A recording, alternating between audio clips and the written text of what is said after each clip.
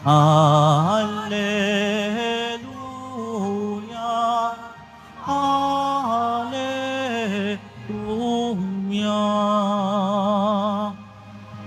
Ang sinumang kumakain sa katawang aking hain ay nananahan sa akin.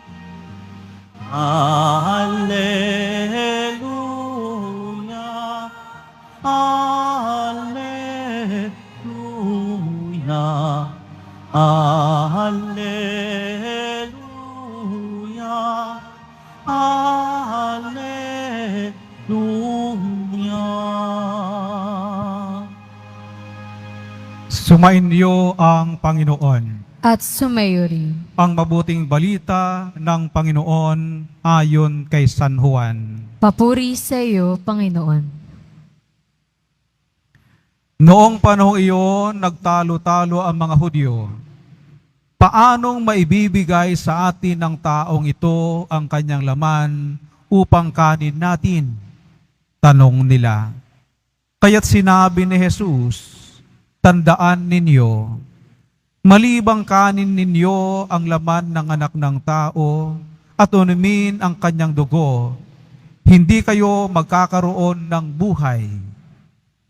Ang kumakain ng aking laman at umiinom ng aking dugo ay may buhay na walang hanggan, at muli ko siyang bubuhayin sa huling araw, sapagkat ang aking laman ay tunay na pagkain, at ang aking dugo ay tunay na inumin.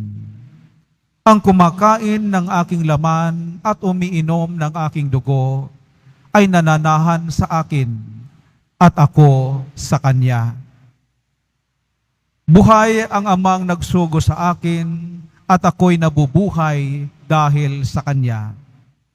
Gayon din naman, ang sinumang kumain sa akin ay mabubuhay dahil sa akin.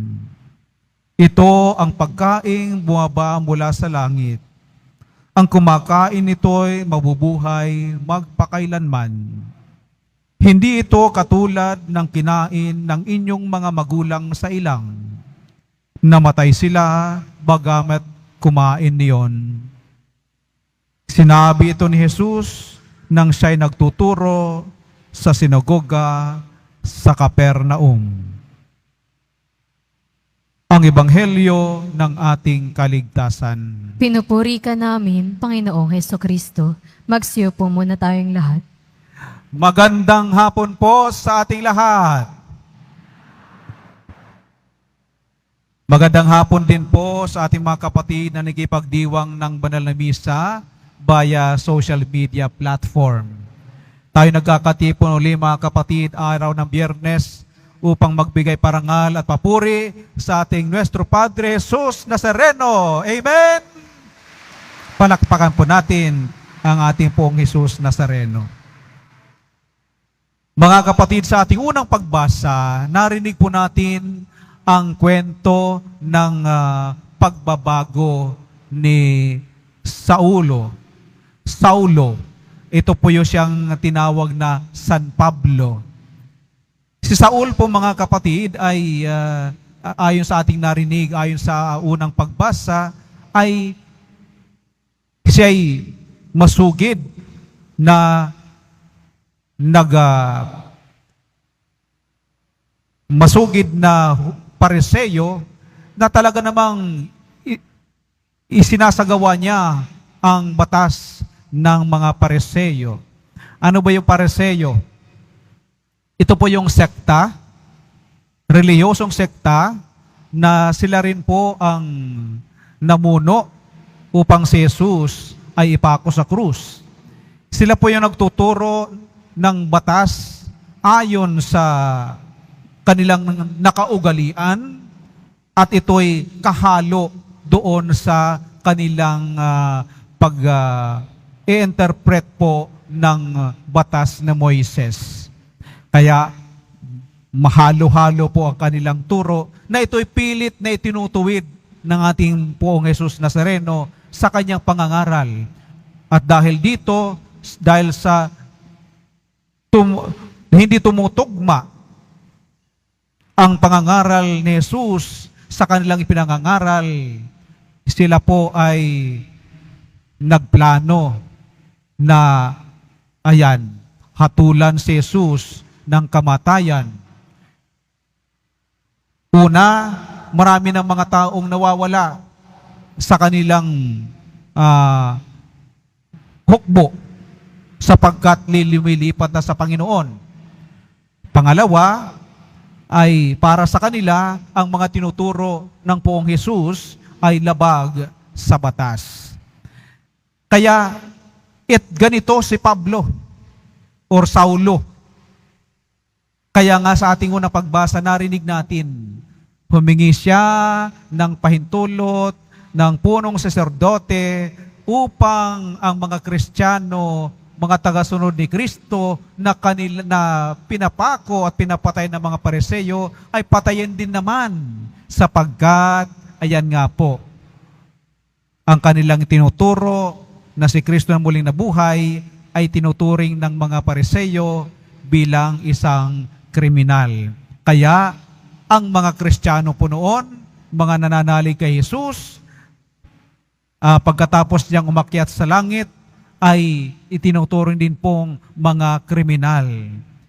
Hinuhuli, pinaparusahan, at higit sa lahat, marami sa kanila pinapatay. Ito yung trabaho ni Saulo. Subalit, saan siya nagbago? Ayon sa ating unang pagbasa, ay doon sa kung saan si Jesus ay nagkipagtagpo sa kanya. Sa tagpong yon, nakilala niya si Jesus. Nagipagtagpo si Jesus sa kanya at siya'y nabago mula sa pagiging mamamatay ng mga Kristiyano, hindi lamang sa pagiging Kristiyano kundi mangangaral na po ng aral ng Kristiyano. Mangangaral po, ang sabi nga natin, tawag ni Pablo sa kanyang sarili ay apostol, sapagkat siya rin po, sabi niya, tinawag siya ni Kristo. Katulad din naman nila Pedro, Juan, ay tinawag ni Jesus nung siya'y buhay pa, naglalakad pa dito sa mundong ibabaw. Siya rin naman, sabi niya, tinawag din siya. Tinawag ni Jesus, personal na tinawag, yun nga lang ay pagkatapos na si Jesus ay umakyat po sa langit. Ngayon po, ang punto dito ay nagbago si Saulo o San Pablo dahil sa kanyang encounter, pakikisalamuha kay Jesus. Maganda ito mga kapatid, kasi tayo naman po, tuwing tayo magdiriwang ng banal na Eucharistia, ay atin rin po nakakatagpo. Nakakasalamuha din po natin si Jesus sa banal na Eucharistia. Sabi nga po sa ating Catechism ng Catholic Church, the bread and wine are signs and symbols that make present what they symbolize. Ang tinapay at alak ay mga tanda at simbolo na nagtataglay ng presensya ng kanilang sinisimbolo. Nagtataglay ng presensya, ibig sabihin, ito mismo, dito sa alak at tinapay, taglay nila ang presensya ng kanilang sinisimbolo na si Kristo. Kaya naman mga kapatid, sa ating, hindi tayo magtataka na sa ating ebanghelyo ay sinasabi ni Jesus, ang tunay na pagkain at tunay na inumin ay ang kanyang dugo, ay ang katawan at kanyang dugo. At sino mang kumain ng kanyang katawan at dugo, siya'y mananahan sa kanya. Ang taong tumanggap sa kanya ay mananahan kay Kristo. At ang Kristo namang tinanggap ng taong tumanggap sa kanya ay mananahan din naman doon sa tao. Napakaganda mga kapatid. Kaya nga, uli, sabi ng Catechism of the Catholic Church, kaya ang misa, the Eucharist, ay ang bukal, source, at ang rurok, summit no? Tugatog ng buhay Kristiyano. Ha? Ito yung bukal at ang rurok ng buhay Kristiyano. Kaya mga kapatid, sa tuwing tayo'y magsisimba, sikapin po natin tayo nakatatanggap ng banal na komunyon. At kung sakaling sa tingin natin ay hindi tayo nakahanda tumanggap ng komunyon dahil may mga balakid, ayan po, may pangungumpisal. Sa hapag ng Panginoon ay hindi po kamay ang ating hinuhugasan tulad nung kapag tayo kumakain, bago tayo kumain, ng pagkaing pangkatawan. Sa turo po sa atin yan, kinder pa lang tayo. Dapat bago kakain, kahit man ikaw ay gagamit ng kutsara, dapat maghuhugas ng kamay at pagkatapos kumain, maghuhugas din ng kamay. Pero dito sa hapag ng Panginoon sa banal na Eucharistia, hindi po kamay ang ating nililinisan upang tayo maging handa dumalo sa hapag, sa pagkain na ito. Ang ating hinuhugasan ay ang ating mga budhi at ang ating puso upang ang Diyos ay makapasok. Hindi po siya papasok sa ating mga tiyan. Ang pagkain katawan ni Kristo ay hindi po pagkain ng ating katawan, kundi pagkain ng kaluluwa. Kaya naman ang inihahanda natin ay hindi ang ating mga sikmura, hindi ang ating kamay, kundi ang ating mga konsensya, ating budhi at ang ating mga puso. Lilinisin natin upang maging karapat-dapat. Hindi naman talaga karapat-dapat. Sabi ng mga santo, karamihan, marami po, St. Thomas, St. Augustine, hindi tayo naging karapat-dapat. Tayo lamang ay nagiging medyo karapat-dapat. Less unworthy. Kaya saan tayo magiging less unworthy para tumanggap kay Kristo? Doon tayo sa sakramento ng kumpisal, kung saan lilinisin natin ang ating mga budhi at mga puso upang tayo po'y makatanggap ng lubusan kay Jesus. At katulad ni Pablo, dapat pagkatapos nating matanggap si Jesus sa banal na Eucharistia, at kung talaga naman si Jesus ay nananahan sa atin at tayo nananahan kay Kristo, dapat bawat pagdiriwang ng misa ay ito'y pagkakataon, oportunidad para mabago ang ating mga buhay. Katulad ni Pablo, dapat sana, ilagay natin sa ating isipan at ang ating puso. Pagkatapos natin tumanggap ng banal na komunyon, ako'y nananahan kay Kristo, at si Kristo'y nananahan sa akin, ayon sa ating Ebanghelyo ngayon, ayon ni San Juan.